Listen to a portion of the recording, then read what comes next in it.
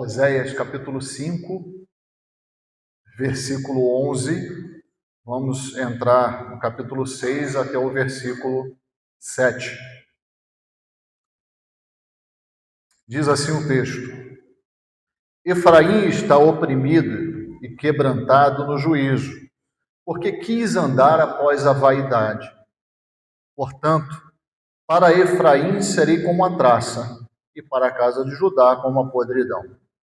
Quando Efraim viu a sua enfermidade e Judá a sua chaga, subiu Efraim à Assíria e enviou ao rei Jareb.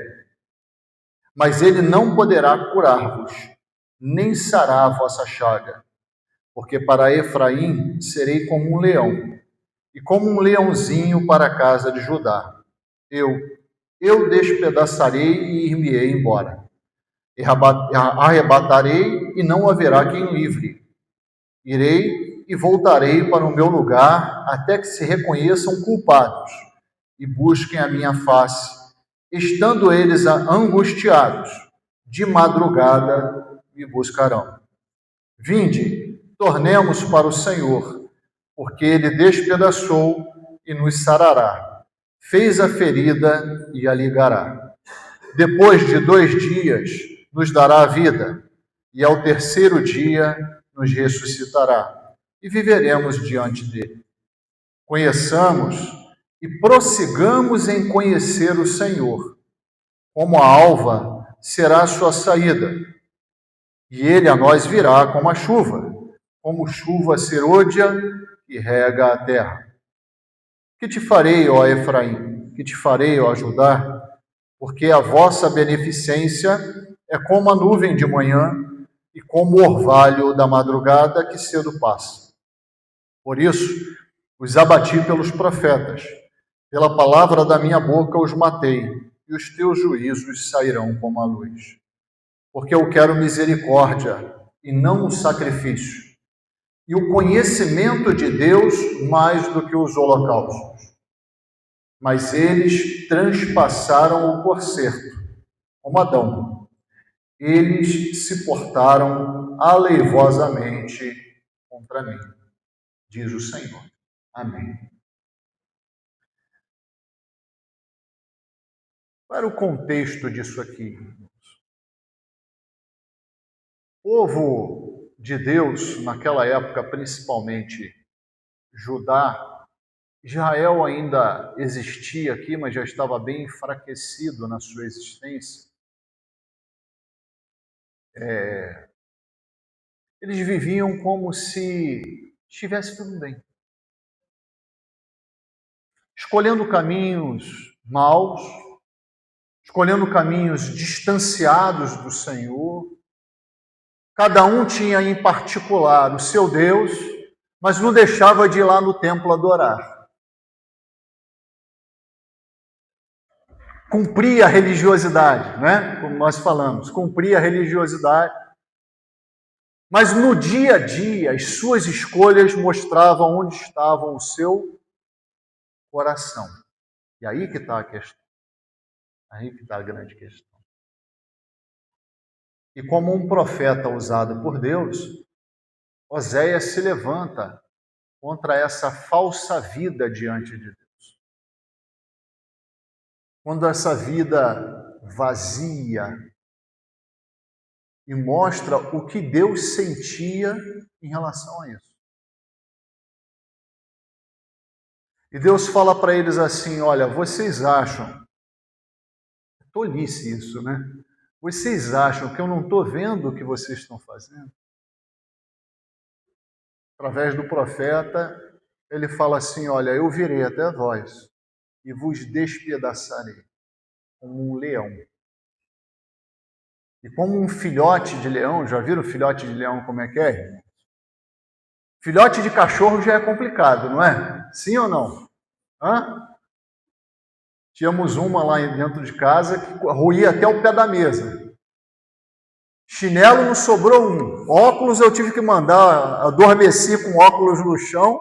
Quando eu acordei não sobrava nem lente direito do óculos. Né? Filhote de cachorro já é complicado. Imaginam filhote de leão. que ele faz? Destrói tudo. Destrói tudo. E Deus está dizendo, eu vos destruirei. Falamos na vocês? Que quebra o vaso como quer e refaz como quer? Eu não posso ser? Certamente serei, diz o Senhor. E aqui não é diferente. Aqui não é diferente.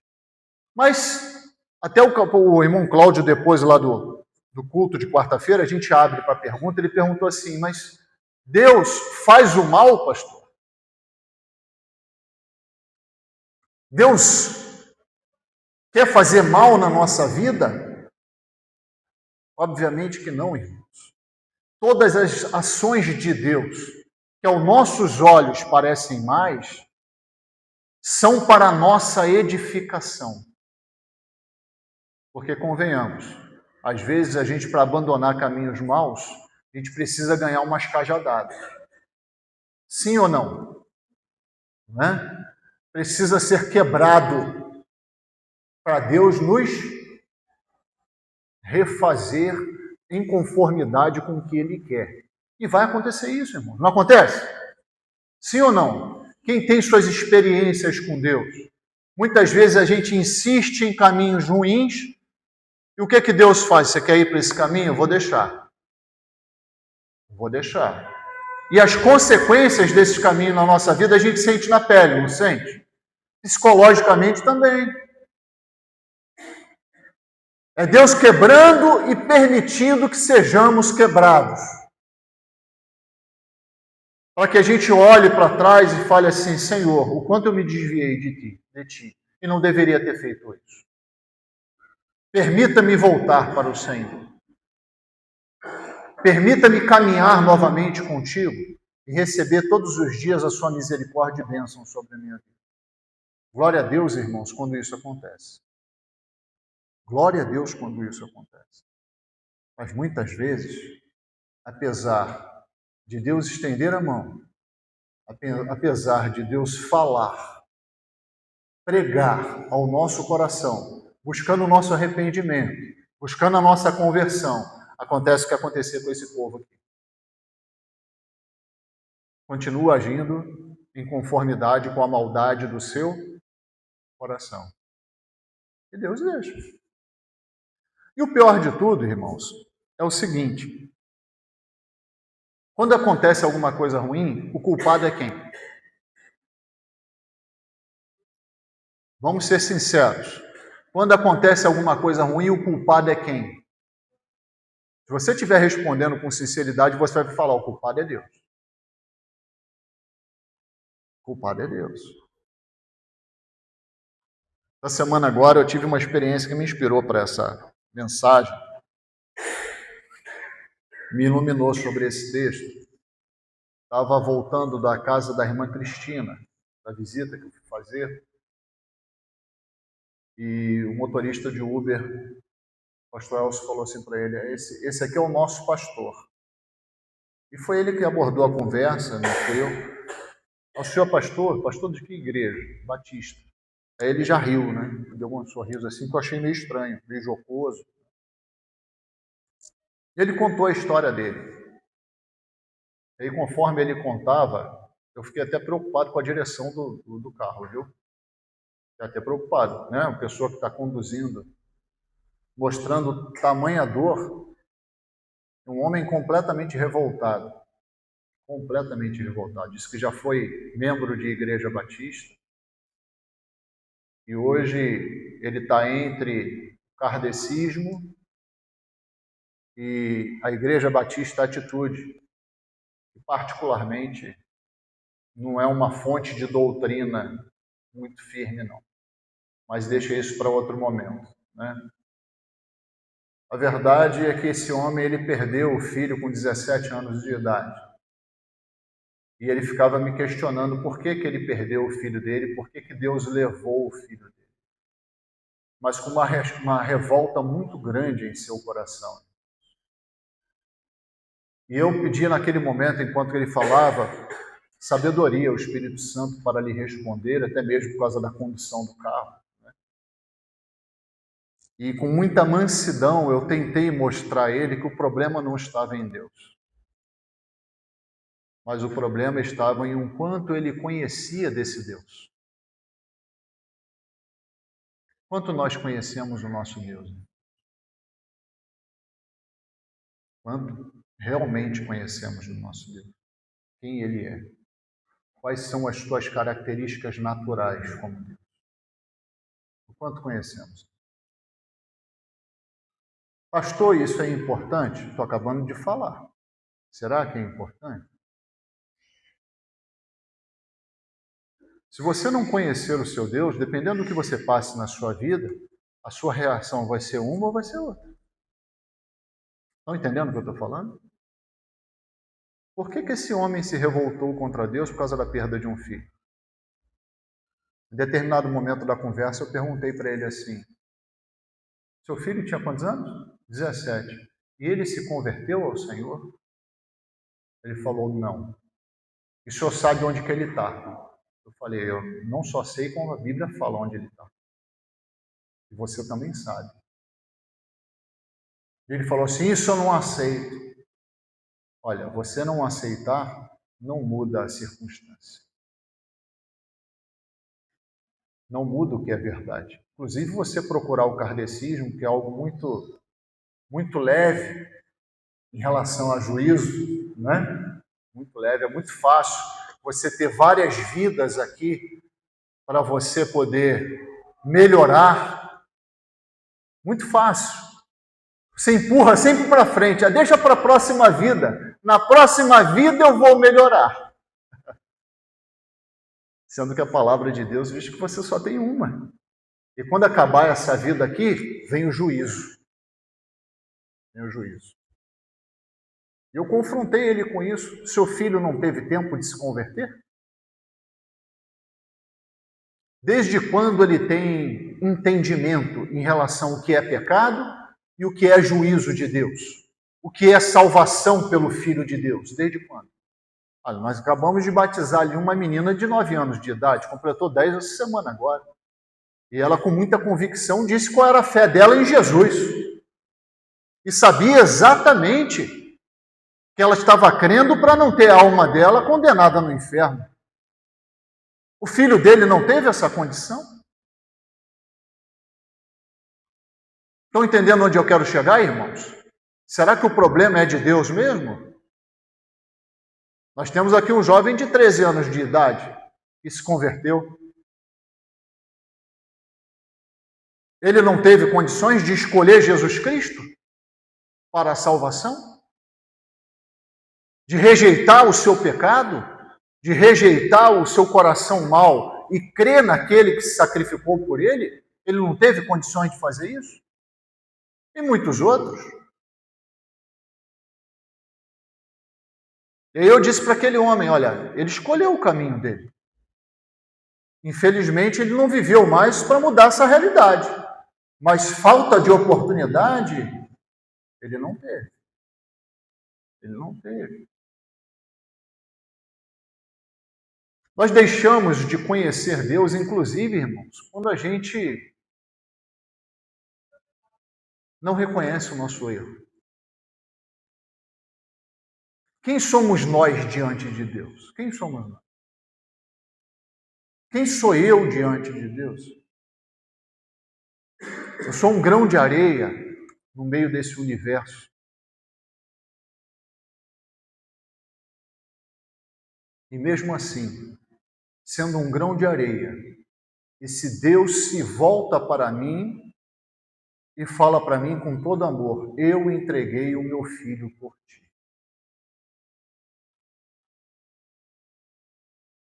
E o que eu tenho que fazer? Escolher entre aceitar esse amor ou rejeitar esse amor. Mas fato é, irmãos, que se eu não conhecer Deus, o meu relacionamento com Ele fica comprometido. Fica comprometido. Fica comprometido quando eu estou feliz e as coisas estão dando certo na minha vida, porque eu vou para outro extremo, né? Não é isso que acontece? O que acontece com os religiosos? Quando a coisa está ruim, que o religioso faz? Procura Deus. Aí Deus serve. E quando a coisa está boa? Eu vou viver minha vida e deixa Deus para lá, né? Eu vou continuar vivendo aqui no meu pecado, no dia a dia, no meu caminho distanciado de Deus. Deixa Deus para lá. É assim que vive o religioso. Vamos viver como um religioso que não conhece a Deus? É assim que vamos viver? E quando a coisa está ruim e aperta de vez, como a perda de um filho, de forma prematura, e aí a gente se revolta contra Deus? Porque se você não conhecer o seu Deus, vai acontecer isso. Infelizmente foi isso que aconteceu com esse homem. Apesar de frequentar a igreja já há algum tempo, ele não conhecia Deus. Ele não conhecia Deus. Ele não conhecia que Deus é um Deus amoroso, como se revela nas Escrituras. Que é um Deus misericordioso, como se revela nas Escrituras. Que é um Deus bondoso, como se revela nas Escrituras. Que é um Deus que age com justiça e juízo nas nossas vidas, como se revela nas Escrituras. E que em nenhum momento do relacionamento dele conosco nos falta benignidade da parte dele. Sabe o que é benignidade? É tendência de fazer o quê? O bem.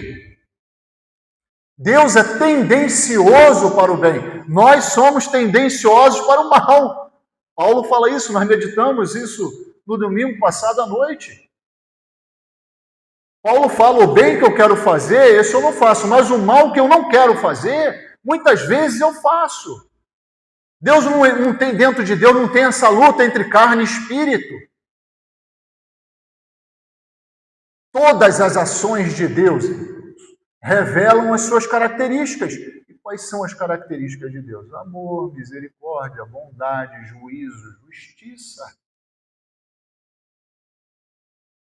Quando que falta isso na nossa vida, no relacionamento dele conosco? Nunca! Nunca. Pastor, mas eu não sinto que eu estou usufruindo disso. É porque você não está enquadrado na vontade de Deus. Simples assim. Da parte dele não falta. Mas se você não está experimentando, automaticamente falta alguma coisa nessa relação. Não é com Deus. É com você. Deus é o nosso refúgio e fortaleza. Socorro bem presente na hora da angústia. Por que esse homem não experimentou isso? Por que esse homem não experimentou esse consolo, esse conforto, esse socorro de Deus? Por que não experimentou? Porque não conhecia a Deus. Não conhecia a Deus. Versículo 3 do capítulo 6 diz assim: conheçamos e prossigamos em conhecer o Senhor. Olha que coisa linda isso aqui. Não sei se os irmãos perceberam esse versículo, a segunda parte. As duas referências que o profeta faz aqui. Como a alva será a sua saída. Isso significa que o quê? Que o Senhor vem a nós quando?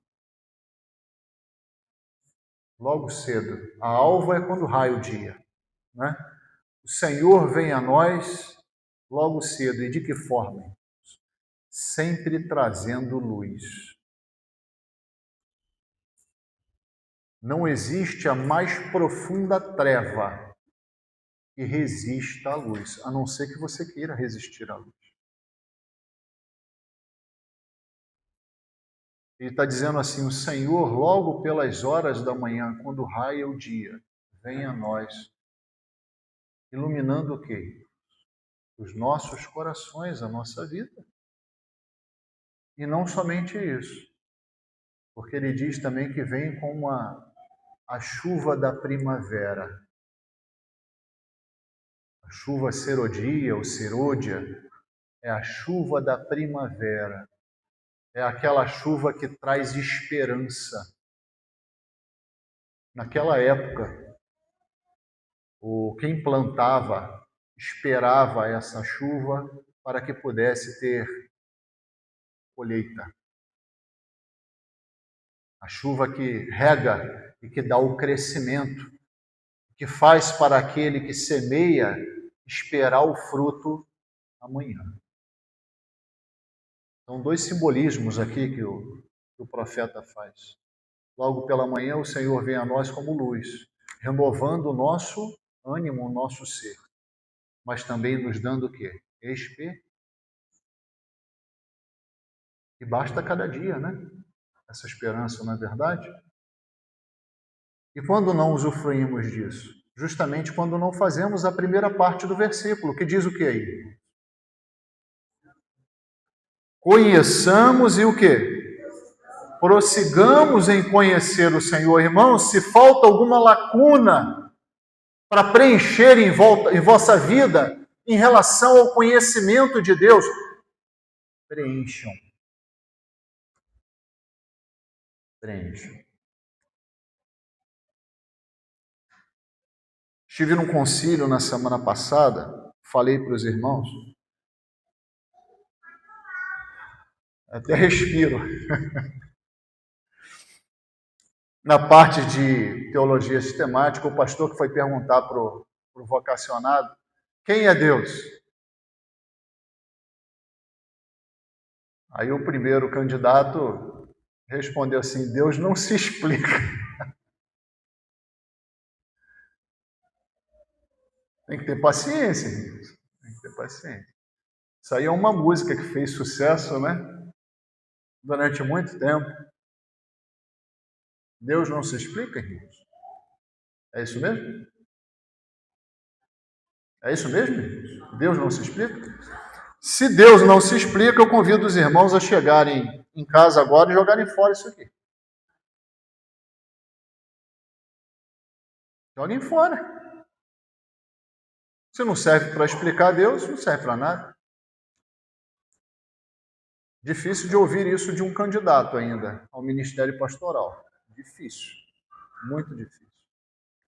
Mas a verdade, irmãos, é que esses louvores e muitas outras coisas, pregações da internet, etc. e tal, vai entrando na nossa vida e limitando. Aí a gente fica numa situação confortável.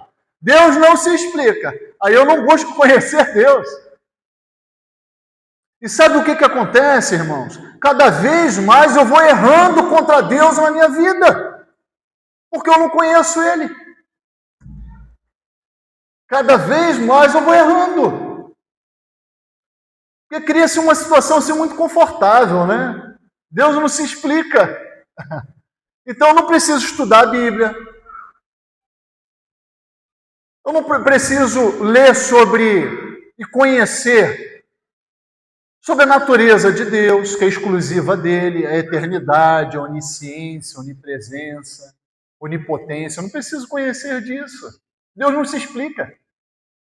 Eu também não vou tomar conhecimento que Deus é amor, Deus é santidade, Deus é bondade, Deus é misericórdia, Deus é justiça.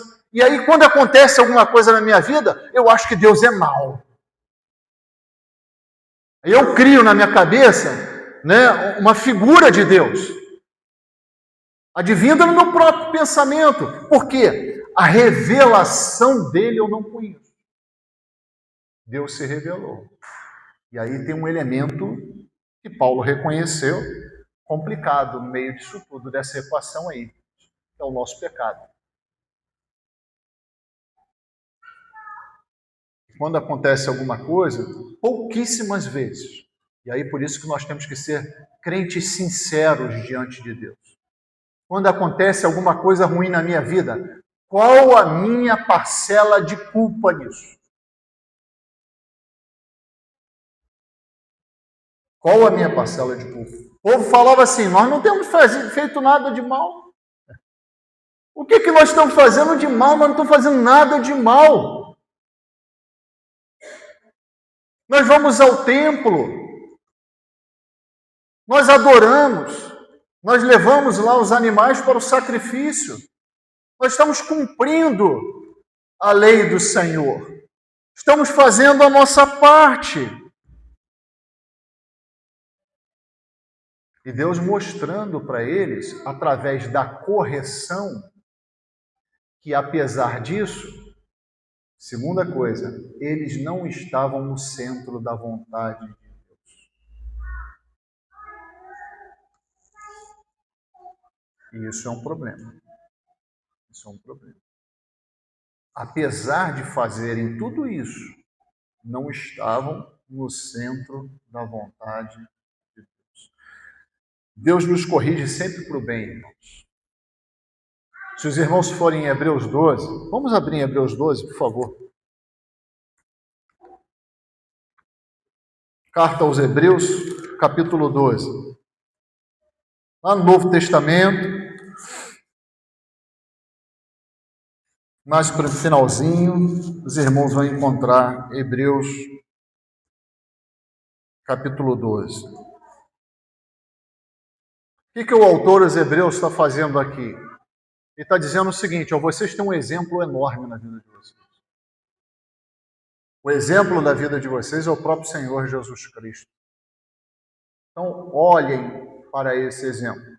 E mesmo quando vocês não estiverem olhando para esse exemplo, quando vocês forem proceder, falar, escolher alguma coisa, olha só o que ele fala. A partir do versículo 3, capítulo 12, diz assim: considerai, pois, aquele que suportou traz contradições dos pecadores contra si mesmo. Ou seja, o que ele está falando aqui? Olhem para a injustiça na vida de Jesus. Vocês acham que são injustiçados? Vocês acham que vocês sofrem injustiça hoje em dia? Olha o que ele fala aqui. Considerem aquele que era o justo e sofreu por nós. E ele diz o seguinte, ó: para que não enfraqueçais desfalecendo em vossos ânimos. Então ele aponta para um exemplo de Jesus, que sofreu sim, aquele sim, sofreu injustiças. Mas nós, irmãos, muitas vezes, quando sofremos alguma coisa na nossa vida, é por justiça. Porque nós escolhemos errado. Porque nós procedemos aleivosamente. Escolhemos o caminho de Adão. Qual foi o caminho de Adão? Desobediência. Escolhemos o caminho da desobediência. E o que veio sobre a vida de Adão e Eva? As consequências da desobediência. E ele continua: ainda não resististes até o sangue combatendo contra o pecado. E isso nosso Senhor fez por nós. E já vos esquecestes da exortação que argumenta convosco como filhos.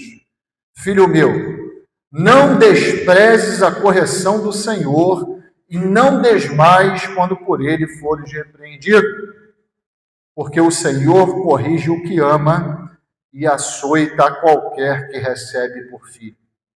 Se suportais a correção, Deus vos trata como filhos, porque que filho há a quem o pai não corrija?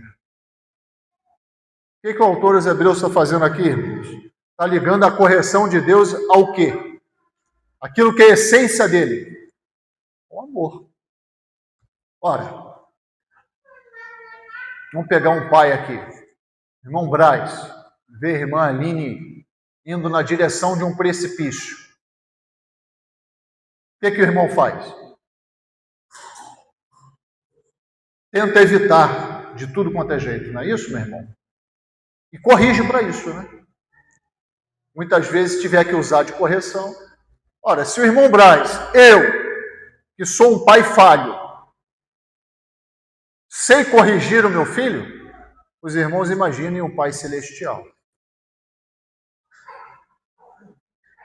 Então, a correção de Deus, irmãos, está ligado diretamente a uma tentativa de que a nossa vida seja edificada, seja colocada de pé.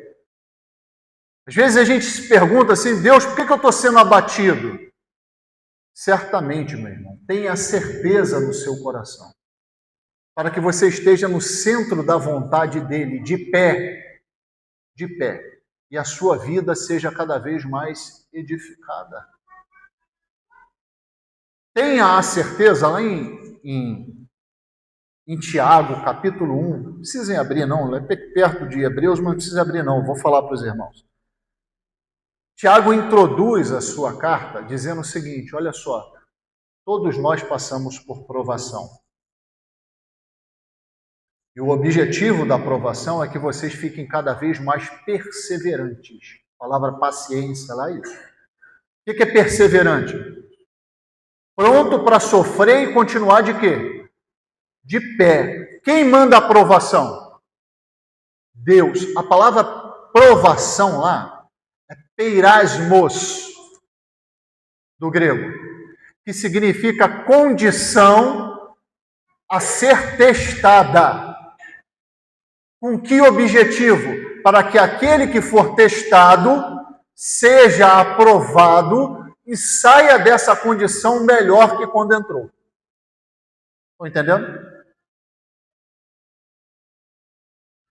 O que Deus faz conosco? Nos permite passar, ou até nos coloca em determinadas situações, para que nós tenhamos a nossa fé o quê?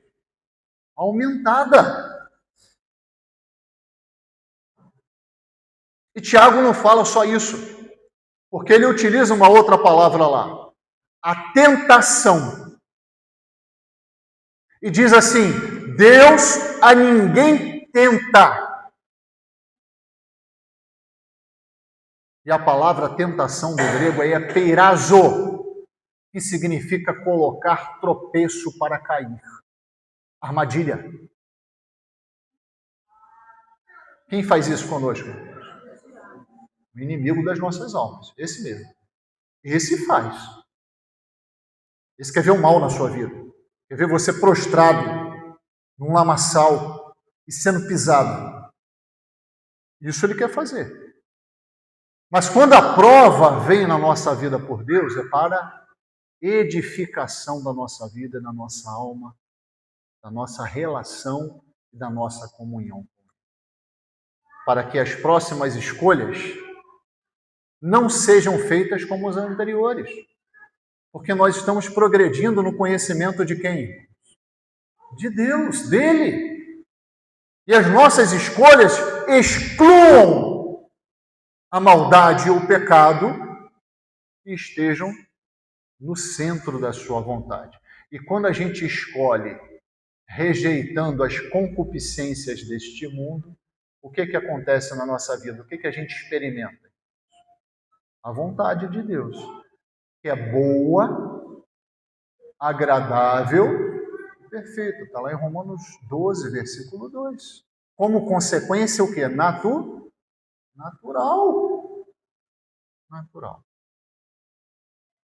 E mais uma última coisa. Por que a gente precisa continuar conhecendo Deus cada vez mais?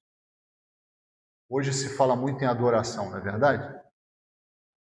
Muito em adoração. Será que a nossa adoração é verdadeira?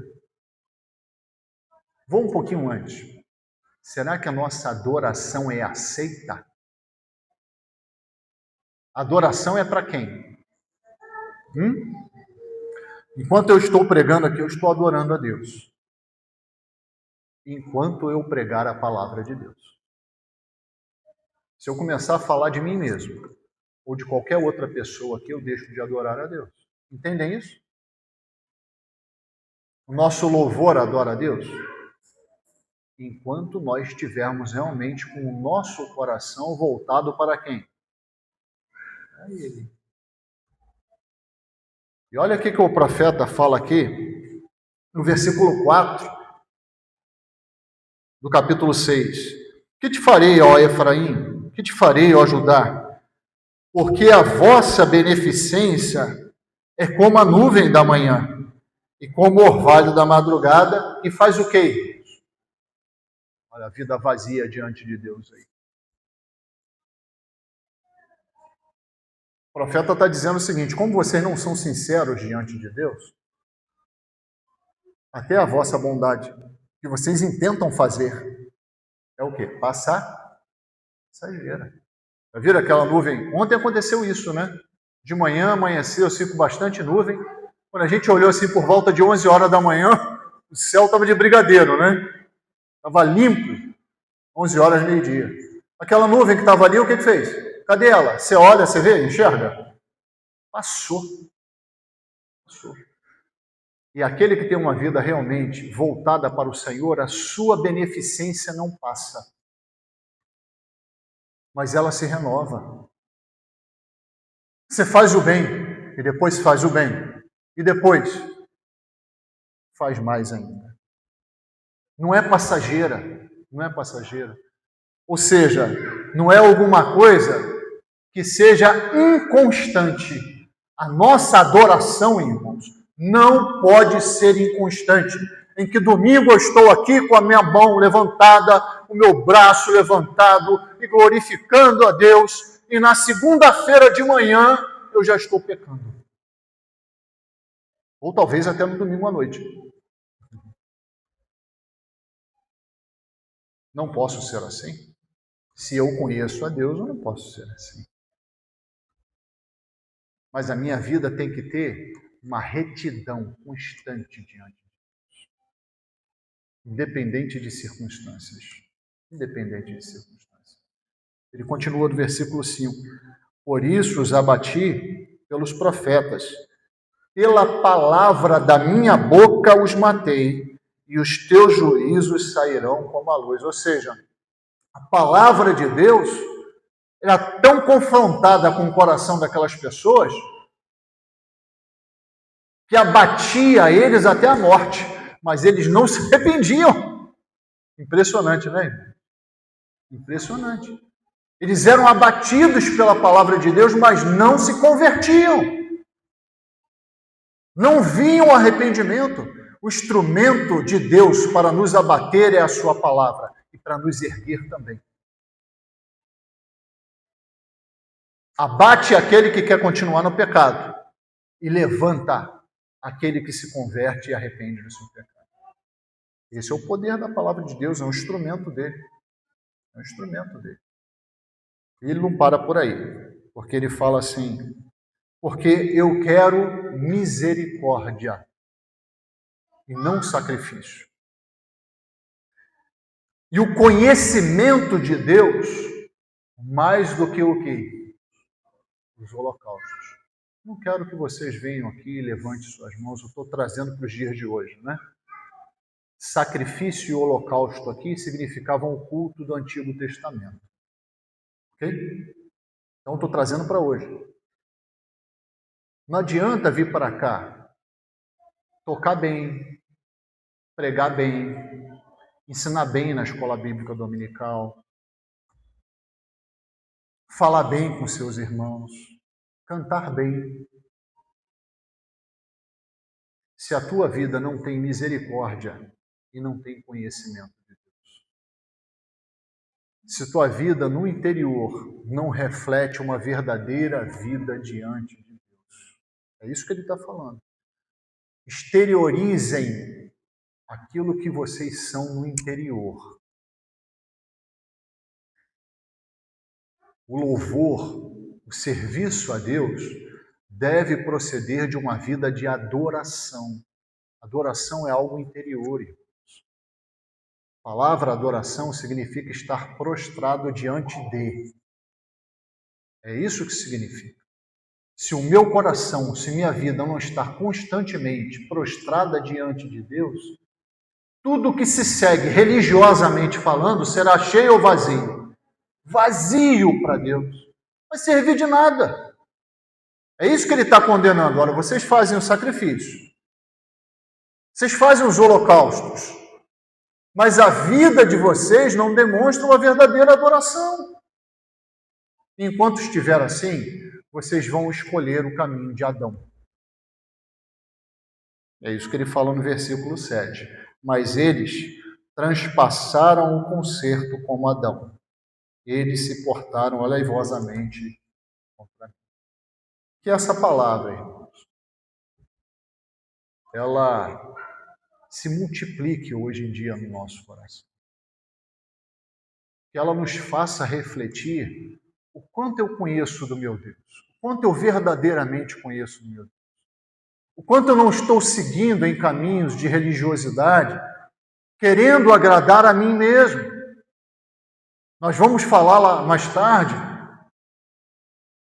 sobre essa questão que está acontecendo no nosso meio hoje, pintar parede preta, de colocar máquina de fumaça aqui na frente, colocar jogo de luz em cima, dessas adorações extravagantes. Será que o problema está só nisso? Vamos analisar o que está por trás disso. E sabe o que está por trás disso? Um povo que não conhece Deus. Um povo que não conhece Deus, que despreza a sua palavra, despreza o que ele quer, despreza o que ele manda fazer, ou seja, é desobediente. E é nesse caminho que nós vamos adentrar? É nesse caminho que nós vamos adentrar? Eu espero que não. Eu espero que não. Porque esse Deus misericordioso, bondoso, amoroso, benigno, justo, quer agir na nossa vida, quer nos abençoar.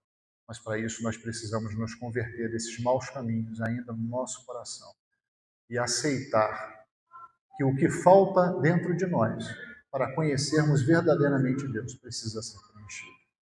Precisa ser preenchido. Para que o resto todo funcione. Porque a vida cristã depende do conhecimento de quem é o nosso Deus e quem é o nosso Cristo, o nosso Salvador. Amém?